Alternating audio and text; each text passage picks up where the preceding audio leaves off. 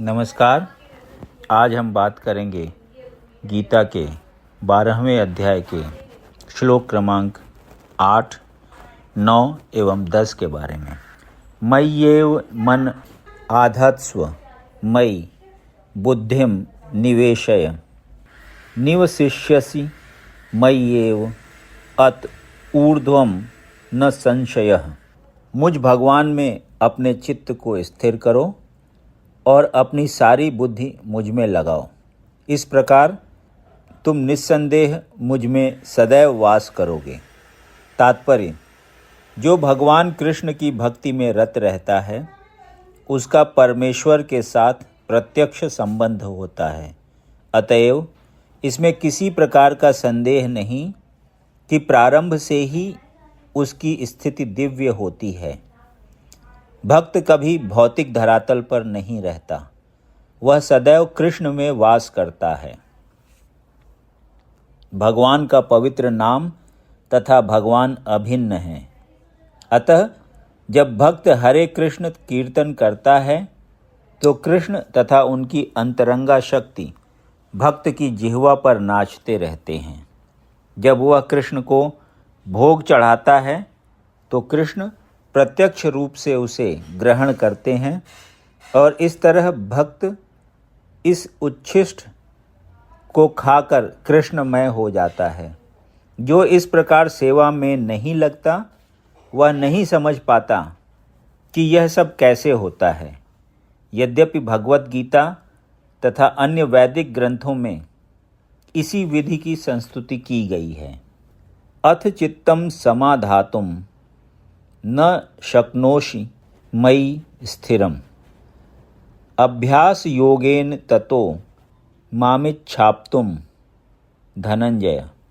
हे अर्जुन, हे धनंजय, यदि तुम अपने चित्त को अविचल भाव से मुझ पर स्थिर नहीं कर सकते तो तुम भक्ति योग के विधि विधानों का पालन करो। इस प्रकार तुम मुझे प्राप्त करने की चाह उत्पन्न करो।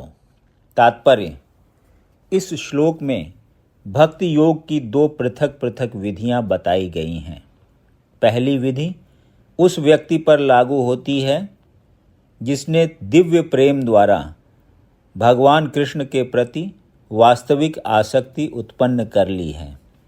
दूसरी विधि उसके लिए है जिसने इस प्रकार से भगवान कृष्ण के प्रति आसक्ति नहीं उत्पन्न की। इस द्वितीय श्रेणी के लिए नाना प्रकार के विधि विधान हैं जिनका पालन करके मनुष्य अंततः कृष्ण आसक्ति अवस्था को प्राप्त हो सकता है। भक्ति योग इंद्रियों का परिष्कार है। संसार में इस समय सारी इंद्रियां सदा अशुद्ध हैं क्योंकि वे इंद्रिय तृप्ति में लगी हुई हैं, लेकिन भक्ति योग के अभ्यास से ये इंद्रियां शुद्ध की जा सकती हैं और शुद्ध हो जाने पर वे परमेश्वर के सीधे संपर्क में आती हैं। इस संसार में रहते हुए मैं किसी अन्य स्वामी की सेवा में रत हो सकता हूँ, लेकिन मैं सचमुच उसकी प्रेम पूर्ण सेवा नहीं करता।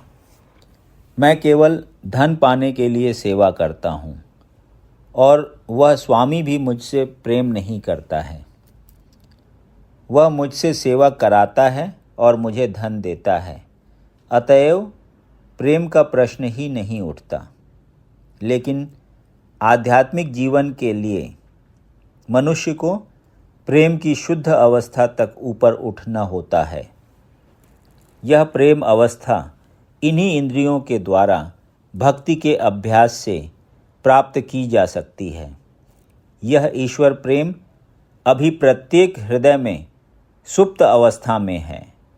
वहाँ पर यह ईश्वर प्रेम अनेक रूपों में प्रकट होता है, लेकिन भौतिक संगति से दूषित हो जाता है। अतएव उस भौतिक संगति से हृदय को विमल बनाना होता है और उस सुप्त स्वाभाविक कृष्ण प्रेम को जागृत करना होता है। यही भक्ति योग की पूरी विधि है। भक्ति योग के विधि विधानों का अभ्यास करने के लिए मनुष्य को किसी सुविज्ञ गुरु के मार्गदर्शन में कतिपय नियमों का पालन करना होता है, यथा ब्राह्म मुहूर्त में जागना, स्नान करना, मंदिर में जाना तथा प्रार्थना करना एवं हरे कृष्ण कीर्तन करना। फिर अर्चा विग्रह पर चढ़ाने के लिए फूल चुनना, अर्चा विग्रह पर भोग चढ़ाने के लिए भोजन बनाना, प्रसाद ग्रहण करना आदि। ऐसे अनेक विधि विधान हैं जिनका पालन आवश्यक है। मनुष्य को शुद्ध भक्तों से नियमित रूप से भगवत गीता तथा श्रीमद् भागवत सुनना चाहिए। इस अभ्यास से कोई भी ईश्वर प्रेम के स्तर तक उठ सकता है और तब भगवत धाम तक उसका पहुंचना ध्रुव है।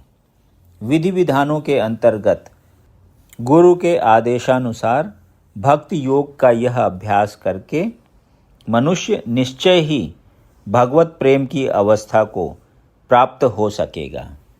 अभ्यासे अप्य समर्थो असि मत कर्म परमो भव मदर्थमपि कर्माणि कुर्वन् सिद्धिं वाप्स्यसि। यदि तुम भक्ति योग के विधि विधानों का अभ्यास नहीं कर सकते तो मेरे लिए कर्म करने का प्रयत्न करो, क्योंकि मेरे लिए कर्म करने से तुम पूर्ण अवस्था को प्राप्त होगे। तात्पर्य: यदि कोई गुरु के निर्देशानुसार भक्ति योग के विधि विधानों का अभ्यास नहीं भी कर पाता तो भी परमेश्वर के लिए कर्म करके उसे पूर्णावस्था प्राप्त कराई जा सकती है। यह कर्म किस प्रकार किया जाए, इसकी व्याख्या 11वें अध्याय के 55वें श्लोक में पहले ही की जा चुकी है। मनुष्य में कृष्ण भावनामृत के प्रचार हेतु सहानुभूति होनी चाहिए। ऐसे अनेक भक्त हैं जो कृष्ण भावनामृत के प्रचार कार्य में लगे हैं। उन्हें सहायता की आवश्यकता है। अतः भले ही कोई भक्ति योग के विधि विधानों का प्रत्यक्ष रूप से अभ्यास न कर सके, उसे ऐसे कार्य में सहायता देने का प्रयत्न करना चाहिए। प्रत्येक प्रकार के प्रयास में भूमि, पूंजी, संगठन तथा श्रम की आवश्यकता होती है। जिस प्रकार किसी भी व्यापार में रहने के लिए स्थान, उपयोग के लिए कुछ पूंजी, कुछ श्रम तथा विस्तार करने के लिए कुछ संगठन चाहिए, उसी प्रकार कृष्ण सेवा के लिए भी इनकी आवश्यकता होती है। अंतर केवल इतना ही होता है कि भौतिकवाद में मनुष्य इंद्रिय तृप्ति के लिए सारा कार्य करता है, लेकिन यही कार्य कृष्ण की तुष्टि के लिए किया जा सकता है। यही दिव्य कार्य है। यदि किसी के पास पर्याप्त धन है तो वह कृष्ण भावनामृत के प्रचार के लिए कोई कार्यालय अथवा मंदिर निर्मित कराने में सहायता कर सकता है, अथवा वह प्रकाशन में सहायता पहुंचा सकता है। कर्म के विविध क्षेत्र हैं और मनुष्य को ऐसे कर्मों में रुचि लेनी चाहिए।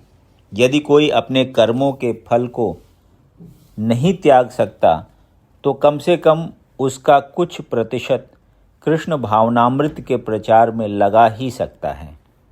इस प्रकार कृष्ण भावनामृत की दिशा में स्वेच्छा से सेवा करने से व्यक्ति भगवत प्रेम की उच्चतर अवस्था को प्राप्त हो सकेगा, जहां उसे पूर्णता प्राप्त हो सकेगी। यदि आपको ये वीडियो पसंद आया तो इसे लाइक करें और ऐसे ही अन्य वीडियोज़ को सुनने के लिए इस चैनल को सब्सक्राइब करें। धन्यवाद।